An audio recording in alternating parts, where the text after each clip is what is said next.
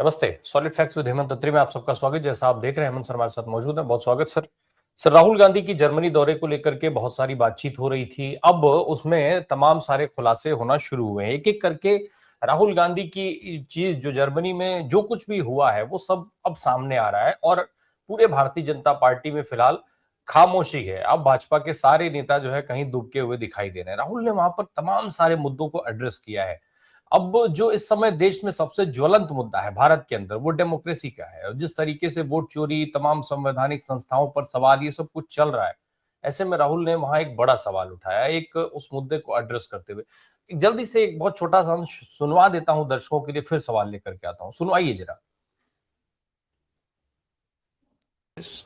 That it will become very difficult for democracy to sustain itself if we are not able to produce, because you will simply not be able to give the requisite amount of jobs that you need to create a balanced system. So I think huge part of the turbulence that we are seeing in Europe, in India, and in the United States, the polarization of the politics, is because we're not able to give our people jobs. And that's happening because we have basically said, China, you produce for the world. Look around you, you'll see that pretty much everything that you're using is made in China. And that, at least for a country like India, is a problem.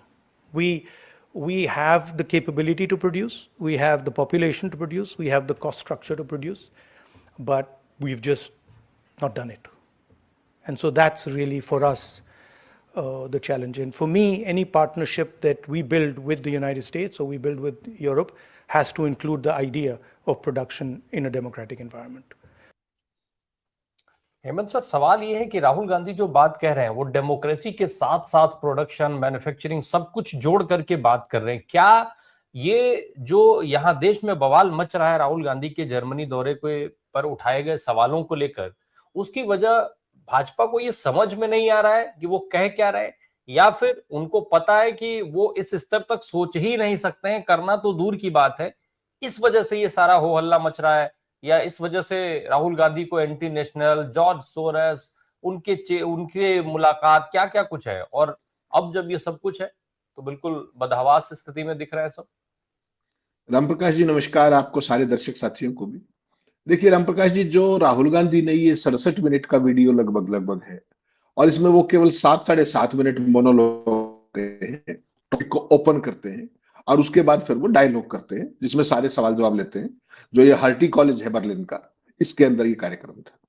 तो ये जो दो तरफा संवाद था, चाहे वो monologue शुरू में उन्होंने इंट्रोड्यूस किया, उन्होंने केवल भारतीय जनता पार्टी नहीं, माफ कीजिएगा, पूरे की पूरी दुनिया में जो राइट विंग की पॉलिटिक्स है, चाहे वो अमेरिका के अंदर हो, चाहे यूरोप के अंदर शक्तियां उठाती हैं जो सिर उठा रही हैं, चाहे भारत के अंदर है, उन सब को एक लाइन में नेस्तनाबूद कर दिया कि इन सब ने एक खास रणनीति के तहत किस तरीके से पूरी दुनिया की मैन्युफैक्चरिंग खास तौर पर चाइना के पास शिफ्ट कर दी है। और दुनिया में जो भी आपको पोलराइजेशन दिख रहा है, जो भी आपको वर्टिकल डिवीजन दिख रहा है, वो सीधे सीधे उसका कारण है बेरोजगारी। बेरोजगारी जब तक बढ़ती रहेगी तब तक ये सारी चीजें होती रहेंगी। इसीलिए उन्होंने इसको कंक्लूड किया, जो आपने क्लिप दिखाया, कि किस तरीके से जो मैन्युफैक्चरिंग है उसका डेमोक्रेटिक एनवायरनमेंट के अंदर मैन्युफैक्चरिंग जब तक नहीं होगी तब तक ये सारी समस्या यूं सिर उठाती रहेंगी। और सबसे जो संकट की बात है वो ये है कि जो सर्विस सेक्टर में जो जॉब एम्प्लॉयमेंट की अपॉर्चुनिटी है वो लिमिटेड है, और वो इन सारे ही देशों में लगभग उस पर आ चुकी है, चाहे वो यूरोप हो, चाहे अमेरिका हो, चाहे भारत हो। इसलिए उन्होंने कहा कि जो मैन्युफैक्चरिंग एनवायरनमेंट है वो इन देशों के अंदर डेवलप करना होगा, और खासतौर पर भारत के। और उसके बाद जो उन्होंने आईना दिखाया है, चाहे वो अमेरिका को उन्होंने बिल्कुल एक तरीके से, जो मोदी तो उनके बारे में एक शब्द नहीं बोल पाते, उन्होंने बताया कि किस तरीके से अमेरिका अपना जो एक छत्र जो साम्राज्य था पूरी दुनिया में, उसको तेजी से खोता जा रहा है, चाहे वो आर्थिक नीतियों के कारण, चाहे वो सामरिक नीतियों के कारण, चाहे वो सामाजिक ताने बाने के कारण। जो भी वहां पर जो डिवीजन की पॉलिटिक्स चल रही है, ट्रंप की, नाम नहीं लिया उन्होंने किसी का, लेकिन साफ साफ इशारा था। और फिर उन्होंने यूरोप का जिक्र किया और फिर भारत पे आए। तो कोई पर्सपेक्टिव कोई बीजेपी या उसका नहीं है, देखिए विपक्ष के नेता है वो। और इस टॉपिक को मैं चाहता हूं कि हर आदमी जो भी भारत का शुभ चिंतक है उसको सुनना चाहिए, इस पूरे के पूरी बातचीत को, इस पूरे के पूरे वीडियो को जो राहुल गांधी के चैनल पर डाला गया रात को। इसमें बेसिकली है क्या? इसमें हर उस धधकते सवाल का जवाब है, पूरी दुनिया के स्तर पे और भारत के स्तर पे जो समस्याएं आज हमारे सामने मुंह बाए खड़ी हैं, और हमारा सिस्टम, हमारी सरकार जानबूझकर या तो उनको समझना नहीं चाहती, या उसके पास कैपेसिटी और कैपेबिलिटी नहीं है उनको पहले समझने की, स्वीकार करने की और फिर उनको एड्रेस करने की। इसलिए जो राहुल गांधी की ये क्लास है 60 62 63 मिनट की, इसमें एक क्लास से पूरी भाजपा और उसका इकोसिस्टम बदहवास है। और आपने बिल्कुल ठीक कहा, ऐसा नहीं है कि उनको समझ है, वो समझ रही है चीजों को, लेकिन राहुल ने एक ही वाक्य के अंदर पूरे दुनिया के राइट विंग की दुखती रग दबा दी है। और वो दुखती रग क्या है कि पूरी की पूरी वो सियासत इंक्लूसिव नहीं है, सबको साथ नहीं लेती, वो एक्सक्लूड करने में भरोसा करती है। ये चीज जो है, और उसमें तमाम उदाहरण आएंगी, जब सवाल जवाब से पूछा जाएगा तो जवाब तो आपको देना ही पड़ेगा। तो जो राहुल गांधी ने यहां क्लास दिखाई है, वो अपने आप में एक यूनिक रूप था उनका। और जो मैंने अब तक उनके जितने भी इंटरेक्शंस देखे हैं, ये उनमें से एक बेहतरीन इंटरेक्शन था। चाहे वो दुनिया के इश्यूज हो, चाहे वो भारत के इश्यू हो, डेमोक्रेसी के इश्यू हो, मैन्युफैक्चरिंग के इश्यूज हो, मोनोपोली के इश्यू हो, जितने भी सवाल आप समझ सकते हैं, लीडरशिप के इश्यू हो, जो उन्होंने कहा, आप सोचिएगा उन्होंने क्या कहा। उनका कि एक लीडर की सबसे बड़ा आर्ट है आर्ट ऑफ लिसनिंग, कि वो उसको सुनना चाहिए। आपको लगता है मोदी जी ने कभी आज तक सुनी है किसी की बात? सुनने में तो भरोसा ही नहीं करते वो, सुनने में वो भरोसा नहीं करते, पढ़ने में वो भरोसा नहीं करते, गलतियों से सीखने में वो भरोसा नहीं करते, और जब कोई बताए तो वो देशद्रोही हो जाता है। तो वही इकोसिस्टम काम कर रहा है। और जब उनसे पूछा गया कि आप युवा नेताओं को क्या सलाह देंगे, तो उन्होंने कहा कि मेरा जो कुछ भी है, मैं लोगों के आगे चलने में भरोसा नहीं करता, मैं लोग आगे चले और उनके पीछे उनको फॉलो करने में भरोसा करता हूं। और उसके तमाम उदाहरण उन्होंने दिए, जो भाजपा और राइट विंग की जो वन नेशन वन इलेक्शन और वन लीडर की जो पूरी की पूरी अवधारणा है, उस पर गहरी चोट करती है। फिर उनका जो पूरा का पूरा फाइनेंशियल इकोसिस्टम है, उसको उन्होंने किस तरीके से एक्सपोज किया कि भारत के अंदर मैन्युफैक्चरिंग के तमाम सारी की सारी संभावनाएं हैं। भारत के पास आबादी है, भारत के पास कच्चा माल है, भारत के पास इतना बड़ा बाजार है, भारत के पास एक्सपर्टीज है, स्किल है। उसके बावजूद भी भारत के अंदर जो मैन्युफैक्चरिंग है उसको जानबूझ करके साइडलाइन कर दिया गया है, और सारे के सारे देश को एक तरीके से असेंबलिंग का वो बनाया जा रहा है। और उन्होंने जिस तरीके से अंबानी और अडानी को हिट किया, असली दर्द इनको वहां है कि इनकी चुनावी चोरी की चर्चा वहां पे होगी, इनकी डेमोक्रेटिक इंस्टीट्यूशंस को कब्जाने की चर्चा वहां पे होगी, और किस तरीके से अंबानी और अडानी मैन्युफैक्चरिंग करने की बजाय यहां पर सस्ता चाइनीज माल यहां पर ट्रेडिंग कर रहे हैं।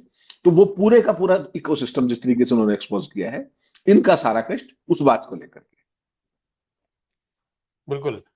इतना ही नहीं है, राहुल गांधी ने जो तमाम बातें कही हैं उसमें उदाहरण भी उन्होंने बहुत सारे दिए हैं। एक और चीज उन्होंने कही कि भाई आज जब आप विकास की बात कर रहे हैं, दुनिया में विश्व गुरु बनने की बात अपने यहाँ होती है, लेकिन दुनिया में सुपर पावर बनने की बात होती है। विश्व गुरु केवल अपने यहाँ बनने की बात होती है और एक पर्टिकुलर व्यक्ति के लिए उस एक शब्द का इस्तेमाल होता है, लेकिन दुनिया में सुपर पावर बनने की बात होती है। उस वो किस तरीके से, कैसे, क्या कदम उठाए जा रहे हैं, वो पूरा बहुत विस्तार पूर्वक उन्होंने समझाया। बहुत एक छोटा सा क्लिप उसका भी मैं दर्शकों को चाहता हूं सुनवा दूं, फिर आपके पास आऊं, जरा सुनाइएगा। Are built on energy transitions. Okay, so when you change the way you move, when you change the energy system that you use, that's when superpowers arise. So if you look at the British, they were essentially a coal and a steam engine superpower. There was a transition to petrol and the internal combustion engine. The Americans dominated that. And now we are transitioning to the electric motor, to the battery, and the Chinese are trying to dominate that. In fact, they are dominating that. Sir, दो चीजें हैं, एक तो राहुल गांधी ये जो बात कह रहे हैं, एक, और दूसरी चीज कि राहुल गांधी भारत के साथ साथ यूके, यूएसए सबकी बात कर रहे हैं। ये क्या कर रहे हैं यहाँ? तो जो है विश्व गुरु बनने का दावा जिनके लिए किया जाता है, वो एक बार भी नहीं बोल रहे हैं। इतने आरोपों के बाद, इतने गंभीर आरोपों के बाद, सीज फायर तक कराने के इतने आरोप लगे 85 बार, लेकिन उस पर एक जवाब नहीं दिया। और राहुल गांधी जो है विदेश में बैठ करके, जर्मनी में बैठ करके जर्मनी को ही ये बता रहे थे कि अब आप मैन्युफैक्चरिंग में पीछे हो चुके हैं, चाइना लीड कर रहा है, यूएसए को कह रहे हैं, अमेरिका की बात कर रहे हैं कि वो किसी जमाने में हुआ करता था। ये क्या कर रहे हैं राहुल गांधी? देखिए राम प्रकाश जी, जो ये वर्ल्ड के अफेयर्स होते हैं ना, ग्लोबल अफेयर्स, इनको इंटरनेशनल प्लेटफॉर्म पर, चाहे आप मोनोलॉग कर रहे हो चाहे डायलॉग कर रहे हो, उनको एक्सप्लेन करने के लिए, लोगों को समझाने के लिए, उसके लिए सबसे जरूरी बात है कि इश्यूज की समझ होना, इन डेप्थ एनालिसिस होना, एक वर्ल्ड व्यू होना और आर्टिकुलेशन की क्षमता होना। राहुल गांधी ने जिस तरीके से एनर्जी का ट्रांजिशन बताया कि जब स्टीम का इंजन की बात थी, कोल की बात थी, तब ब्रिटिशर्स दुनिया पर राज करते थे। उसके बाद जब कन्वर्शन फर्दर हुआ, जो फॉसिल फ्यूल आया, उसके बाद जो कंबशन टेक्नोलॉजी आई, उसमें अमेरिका ने लीड किया पूरी दुनिया को। और अब वहां से जब ट्रांजिशन हो रहा है, ईवी के ऊपर जा रहे हैं, तो चाइना उस सिचुएशन को लीड कर रहा है। तो ये एक जो पूरे के पूरे फेसेस थे, ये उन्होंने बताया कि दुनिया में किस तरह की चीज हो रही है, और चाइना साइमल्टेनियसली ईवी को चैंपियन करते करते मैन्युफैक्चरिंग की भी राजधानी बन गया पूरी दुनिया के। और ये जितनी भी डेमोक्रेटिक कंट्रीज के अंदर मैन्युफैक्चरिंग है, उसके लिए बहुत बड़ा खतरा है।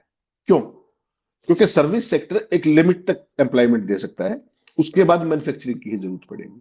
और जितने भी कष्ट हैं, उसका कारण केवल यह है कि बेरोजगारी। ये जितना आप डिवीजन देखते हो, वो क्यों करना पड़ता है? ये केवल इसलिए कि असली मुद्दे छुपे रहे, बेरोजगारी की बात ना आए, गरीबी की बात ना आए, और लोगों का ध्यान भटकाने के लिए मंदिर, मस्जिद, गिरजाघर, ये सब कहानी करते रहे। इतने शब्द उन्होंने कहे नहीं, लेकिन उसका मायने वही थे। तो कुल मिलाकर के जिस तरीके से उन्होंने आर्टिकुलेशन किया है, और जहां पर इंडिया की मैन्युफैक्चरिंग का उन्होंने जिक्र किया कि डॉक्टर मनमोहन सिंह के समय में 16.5-17% मैन्युफैक्चरिंग का जो था, आज वो जीडीपी का 12% आ गया है।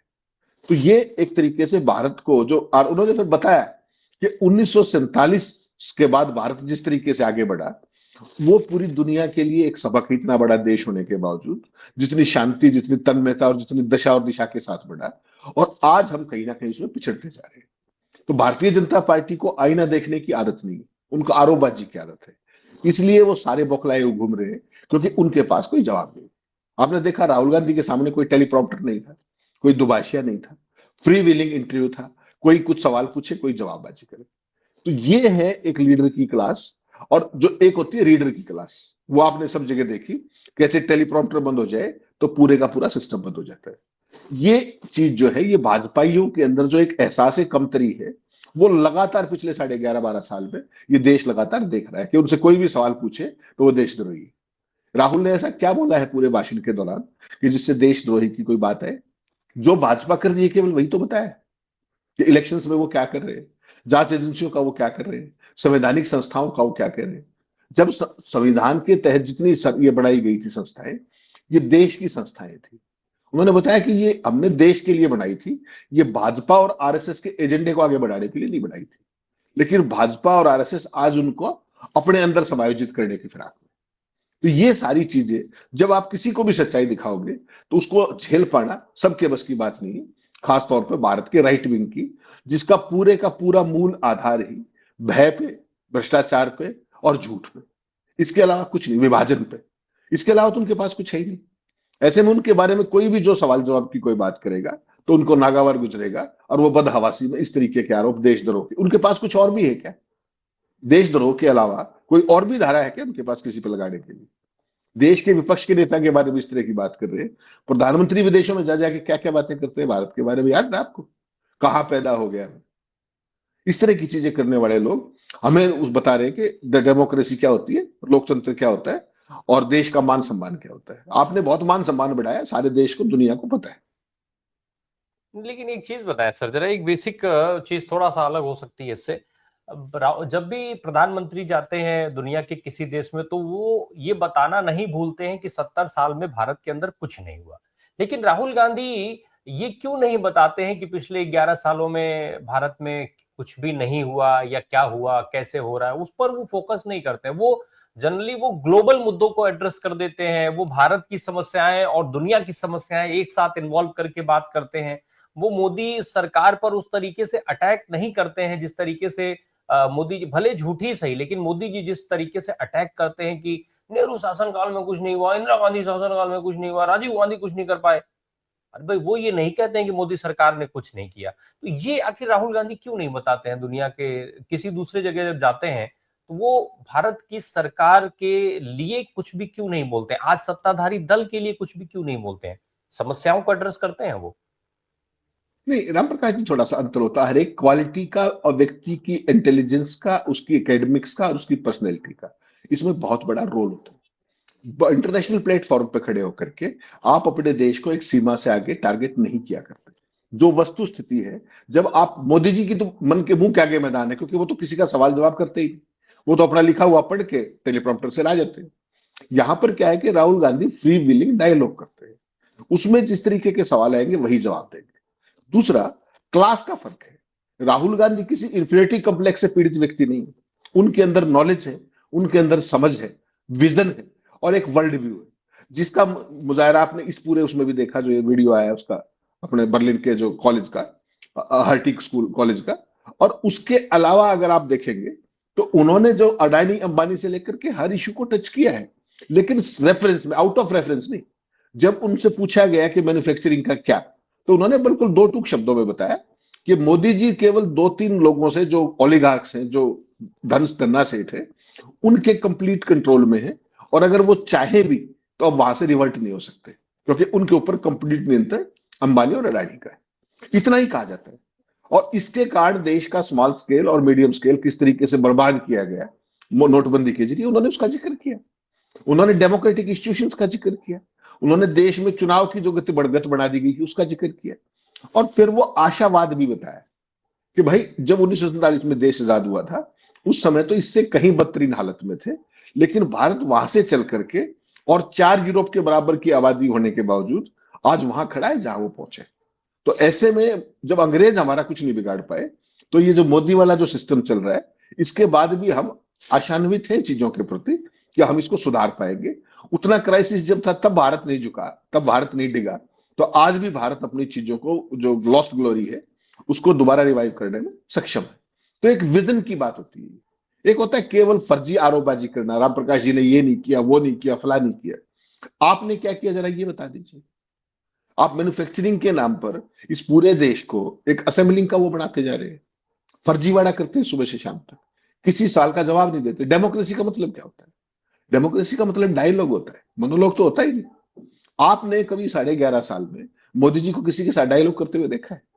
बाहर गए तो ठाका लॉजी और अगलो में सी, उसके अलावा कुछ भी नहीं। तो वो सारी चीजें आज देश को पता लग रही कि किस तरीके से मोदी जी की जो इमेज है, वो पोमेरियन मीडिया ने उसको मार्केटिंग के जरिए, ब्रांडिंग के जरिए स्टेब्लिश तो कर दिया, लेकिन जब उसकी रिजल्ट की बारी आई तो वो आज दिख रहा है, और उस इमेज को सस्टेन कर पाना मुश्किल हो रहा है। आपने क्या इमेज बनाई थी कि उनसे बेहतरीन कोई ऑरेटर नहीं। आज उनकी इमेज की हालत यह है कि अगर उनका टेलीप्रॉम्प्टर बंद हो जाए तो अगला वाक्य नहीं बोल पाते, ना हिंदी में ना अंग्रेजी में। तो आज का जो आपने ये देखा राहुल का सारे का सारा, इसमें एक क्लास दिखती है, इसमें एक स्टेट्समैनशिप की वो क्वालिटीज दिखती हैं, इसमें एक वर्ल्ड व्यू दिखता है, एक क्लियर पर्सपेक्टिव दिखता है। ये जो चीज है, और आइडियोलॉजिकली कि डेमोक्रेसी किस लिए जरूरी है दुनिया के लिए, उसको उन्होंने बहुत क्लियरली समझाया है एग्जाम्पल्स के साथ। तो आपकी और आपकी हमारी डेमोक्रेसी का मतलब डायलॉग हो सकता है, लेकिन इनकी डेमोक्रेसी का मतलब डिक्टेटरशिप है, और वो उसी हिसाब से उसी तरीके से चलाने की कोशिश करते हैं। खैर सर, राहुल गांधी ने और भी कई चीजों को एड्रेस किया है। वहां पर वो जाकर के वोट चोरी की बात भी करते हैं, फिर साथ में वो एजेंसियों के इस्तेमाल की बात भी उन्होंने बहुत साफ तौर पर रखी वहां पर, कि किस तरीके से एजेंसियां असल में हथियार के तौर पर इस्तेमाल हो रही हैं। वैश्विक मंच पर ये बातें कितनी इंपॉर्टेंट है और इनकी क्या वैल्यू है वैश्विक मंच की बात अगर हम करें तो? राम प्रकाश जी, ऐसी कौन सी बात उन्होंने कही है जो पूरी दुनिया को नहीं पता? भारत के साथ दुनिया के तमाम देशों के सर लेकिन कूटनीतिक संबंध है। लेकिन फिर भी सर, पता होना और एक ऐसे नेता के द्वारा उठाया जाना, इसमें कुछ तो अंतर होगा ना? नहीं, उसको आर्टिकुलेशन का तरीका है, वेपनाइज। उन्होंने बहुत स्पेसिफिक शब्द कहा कि जो हमारी जांच एजेंसियां हैं वो वेपनाइज कर दी गई है, और वेपनाइज केवल और केवल विपक्ष के लिए।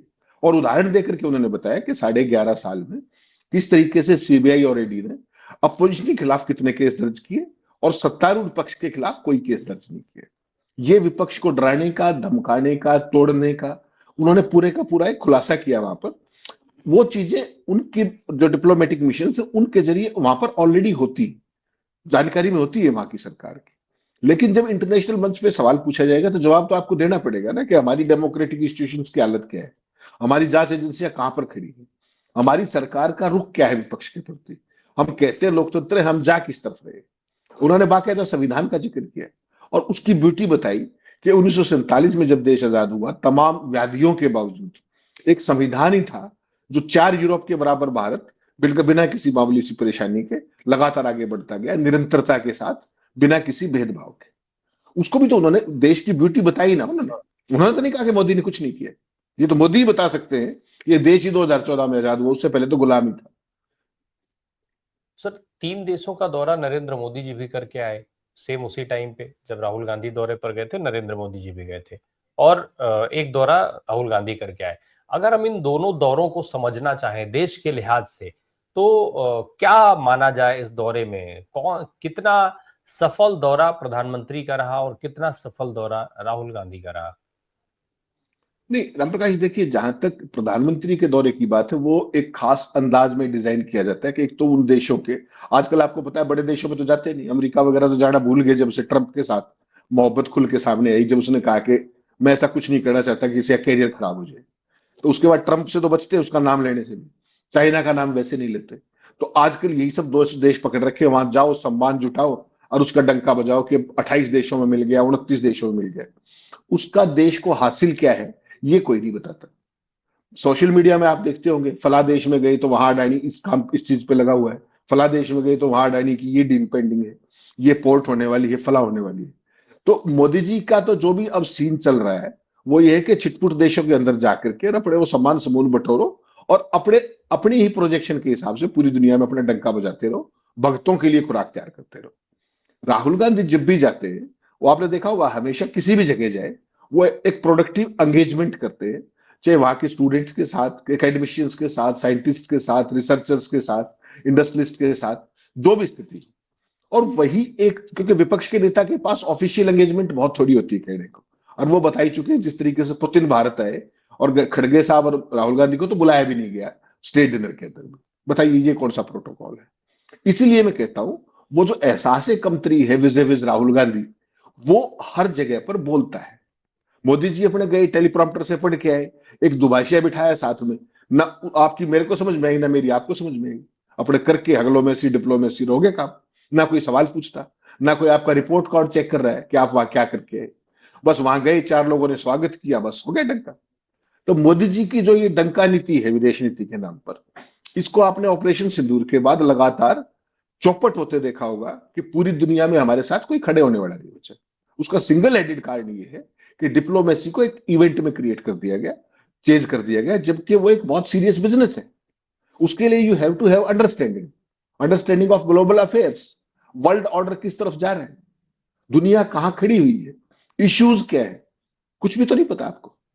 You are active on Twitter, हाँ, आप गले पड़ लिए किसी के, फोटो खिंचवा लिए, किसी की कार में बैठने को पूरे दौरे का टेक अवे मान लिया गया। आपने एससीओ समिट में देखा होगा, क्या लेके किसी मीडिया में आपने कोई खबर देखी? पुतिन की गाड़ी में बैठे और वहां से वो होटल तक गए, और पूरे मीडिया में उसके अलावा कुछ सुना आपने? 2 महीने बाद पुतिन से किसी ने पूछा कि साहब आप मोदी जी को बिठा के ले गए थे, क्या बातचीत हुई? तो पुतिन ने कहा कि मुझे हिंदी नहीं आती, उनको रशियन नहीं आती। प्लेजेंट्रीज एक्सचेंज की, वो खड़े हुए थे, मैंने उनको ऑफर किया, वो मेरे साथ बैठ के चले गए। अब कर लीजिए आप पमेरियन मीडिया का क्या करेंगे, जिन्होंने ढोल बजा बजा के कान फोड़ दिए पूरे देश के। एससीओ का क्या टेक अवे था, आज तक पता हो तो बता दीजिए। मोदी जी की किसी यात्रा के बारे में आज तक कोई फॉरेन मिनिस्ट्री ने बताया हो कि भाई इसमें क्या हुआ क्या नहीं हुआ? They just don't share. नहीं तो क्या होता है, जब विदेश यात्रा पे जाते हैं भारत के राष्ट्राध्यक्ष, वहां जाने से पहले भी ब्रीफिंग होती है एमईए की, वहां पर भी ब्रीफिंग होती है, और वापस आकर के भी ब्रीफिंग होती है। हाल के दिनों में आपने कुछ सुना है?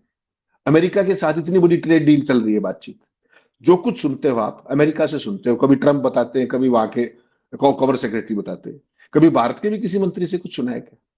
कपास के ऊपर ड्यूटी कम कर दी, फला के ऊपर ये कर दिया, वो बताते हैं कि हमें बेस्ट डील ऑफर होगी, आप वाले कुछ बताते ही नहीं।